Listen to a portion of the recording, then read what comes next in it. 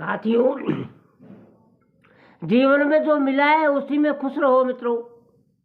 व्यक्ति का जीवन में दिशा और लक्ष्य एक होना चाहिए। जो जीवन में लक्ष्यहीन चलता है तो वह जीवन के में कभी भी विकास नहीं कर सकता है। जीवन वही करता है जो सदैव कोई ना कोई लक्ष्य लेकर अपने जीवन को आगे बढ़ाता है। मानव को अपने जीवन में भय और चिंता से मुक्त रहना चाहिए, और जो अपने जीवन में लक्ष्य लेकर चलता है उसे किसी भी प्रकार का भय व चिंता नहीं रहती। वह जीवन में सदैव प्रसन्न रहता है। आवाज की दुनिया के दोस्तों मित्रों, प्रेरणा बच्चे बड़ों के परिजनों की नकल करते हैं अपने दैनिक जीवन में, और वही दैनिक जीवन उसका शाश्वत जीवन बन जाता है। इसलिए अपने बच्चों के सामने अच्छा करने बोलने की सख्त आवश्यकता है। साथियों, कुल की पहचान व्यक्ति के आचरण से होती है मित्रों, और भाषा से व्यक्ति के देश की पहचान होती है। साथियों, शरीर को देखकर उसके भोजन की पहचान होती है। प्रिय बात के बोलने से सभी मानव संतुष्ट होते हैं। अप्रिय वचन तो पशु भी सुनना पसंद नहीं करते। तो फिर हम तो संसार की अनमोल कृति मनुष्य हैं। प्रेम की भाषा सभी सुनना पसंद करते हैं। इसलिए प्रेम शक्कर के शब्दों में लगाकर परोसी प्रेम की चाशनी। साथियों, में भाव शक्ति है, उसमें यदि नमकीन चीज भी मिला दी जाए तो वह भी मीठी हो जाती है। प्रेम रस के अभाव में समस्त रस युक्त पकवान भी व्यर्थ हैं। जिस महफिल में प्रेम का प्रकाश ना हो तो वे रत्नों का प्रकाश होने पर भी अंधकार ही होता है। कर्तव्य भी भूमि में ही अधिकार के पुण्य संजोए जाते हैं। जो तुम्हारे अधिकार हैं उसका सदुपयोग करो, दुरुपयोग नहीं। जो प्राणी मात्र का कल्याण करने में निरंतर तत्पर रहते हैं वे गुरु हैं। गुरु नदी का वे कलकल भाव है जिसके पास खड़े होकर अंदर की बुराइयों का दलदल धुल जाता है और उस पल पल आनंद की अनुभूति होने लगती है। साथियों, आवाज की दुनिया के दोस्तों, लक्ष्मी पिता या लक्ष्मी मत बनो जिससे लक्ष्मी का सदुपयोग करके भोग सको। लक्ष्मी को कमाने वाला लक्ष्मी पिता या पिता की कमाई गई संपत्ति पर अधिकार जताने वाला लक्ष्मी पुत्र होता है। जिस प्रकार कोई भी अपनी पुत्री या माँ के साथ रमण नहीं कर सकता, उसी प्रकार लक्ष्मी पिता भी लक्ष्मी पुत्री लक्ष्मी की भोक्ता नहीं हो सकता। उन्होंने कहा कि वस्तु को पकड़ने वाला चोर है, इसलिए वस्तु को नहीं, वस्तु को खींचने वाला पुण्य रूपी चुंबक को पकड़ो। वस्तु स्थिति तुम्हारी हो जाएगी। वस्तु को अपना बनाने का भाव चोरी है, लेकिन वस्तु को स्वामी को अपना बनाने के भाव वात्सल्य है।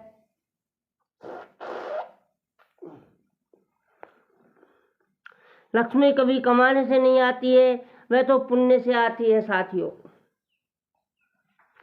पूंजीपति धर्म के कार्य में सहयोग नहीं करते हैं जिनकी भावना प्रबल है। पुण्यात्मा व्यक्ति ही लक्ष्मी का सदुपयोग कर भोग सकता है, और वही लक्ष्मीपति है। जो व्यक्ति अपार धन होने पर भी संतोष धारण नहीं करता, वह व्यक्ति संसार का सबसे बड़ा निर्धन है। संतोषी व्यक्ति सुखी हो सकता है, लेकिन जीवन में संतोष उसी को आता है जो तत्व ज्ञानी है। जो सिर्फ मांगता ही रहता है वह सबसे लघु है। सहसा वही है जो कुछ मांगता नहीं।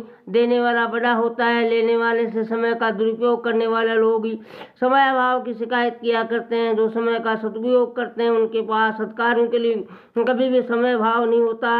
अज्ञानी व्यक्ति समय होने पर भी आलस्य के कारण उसका दुरुपयोग करते रहते हैं, जबकि आलस्य के कारण उसका दुरुपयोग करते रहते हैं, जबकि आलस्य ही हमारा सबसे बड़ा शत्रु है। आवाज की दुनिया के दोस्तों, उमा ने चुनावी राजनीति से लिया संन्यास। सबसे बड़ा और पहला सुख निरोगी काया है।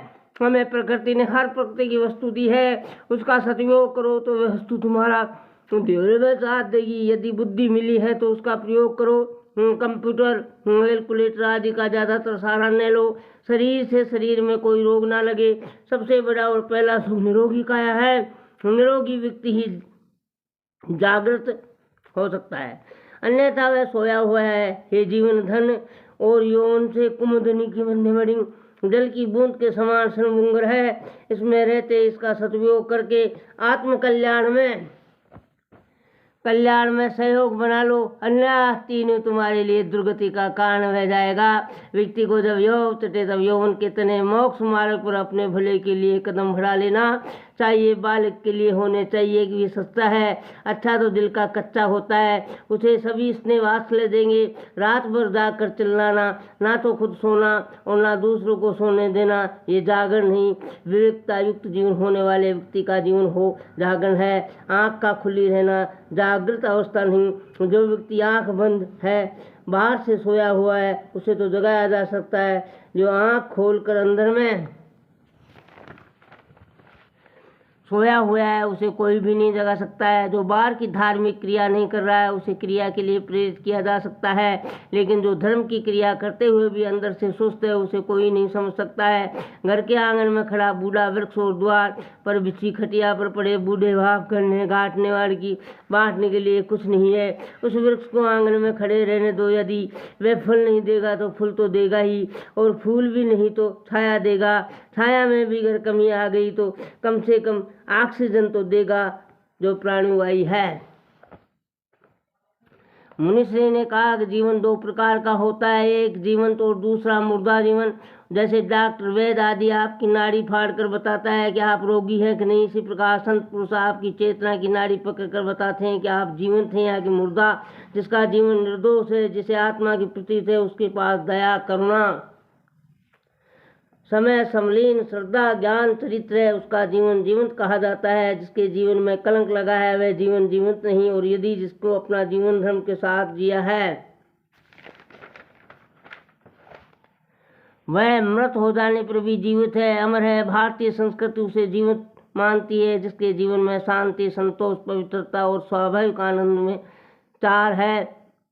वह व्यक्ति यदि शांति को छोड़कर कलह में जीता है तो वह मरने की सोचता है। जीवन का सही आनंद वही ले सकता है जिसके अंदर शांति है।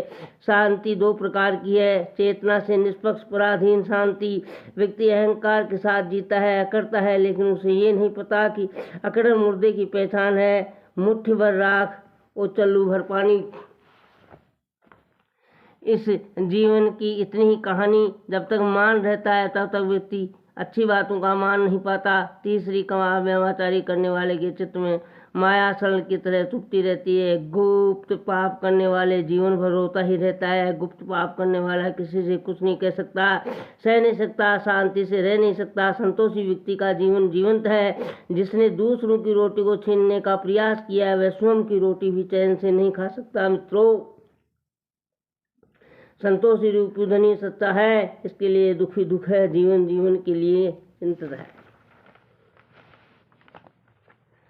पवित्रता होनी चाहिए। जिसका हृदय पवित्र है, उस हृदय में सुख शांति का निवास होता है। आनंद का आयाम आपकी आत्मा का स्वाभाविक आनंद होना, सहिष्णुता की पहचान होना, ऐसे आनंद की अनुभूति होना ही जीवंत जीवन का हलाल है। भारतीय संस्कृति गुण धन शक्ति और सामर्थ्य में साथ यदि विवेक जड़ जाए तो मनुष्य इनका सदुपयोग करते हुए सत्य के मार्ग पर चल पड़ता है। विवेक नहीं तंत्रों के प्रति चिंता और संवेदनशीलता सीमाएं लांघ जाता है और अहंकार जन्म लेता है। मनुष्य के क्रोध के कारण ही तो सहजता आती है और उपमान हर्ष बिंदुओं की प्रेरणा गौरव हो जाते हैं। ये समझने आने लगता है उसके हाथ कुछ भी नहीं है, सब कुछ ईश्वर के अधीन है और वह उसका पालक पोषक और हित चाहने वाला है। वह जो कुछ कर रहा है इसी में मनुष्य का हित है। ये विचार उसे किसी भी इस प्रकृति के लिए तैयार रहने उसे ईश्वर ने रात पार दे दिया है। ठीक यदि उसे भीख मंगवा रहा है, उसे ईश्वर के हुक्म की चिंता होती है, उसे स्वयं कामनाएं पीछे छूट जाती हैं। साथियों, अच्छी संगति में अगर आप बैठते हैं तो मन आपका स्वस्थ रहता है और अगर बुरी संगति में बैठते हो तो मन आपका अस्वस्थ। सत्संगति के द्वारा ही आप अपने को स्वस्थ, मजबूत, सशक्त बना सकते हैं। जिनका मन रुग्ण है वह व्यक्ति अपने जीवन में आनंद की मात्रा नहीं कर पाते। कान का कच्चा व्यक्ति अपने मन के कारण बनता है।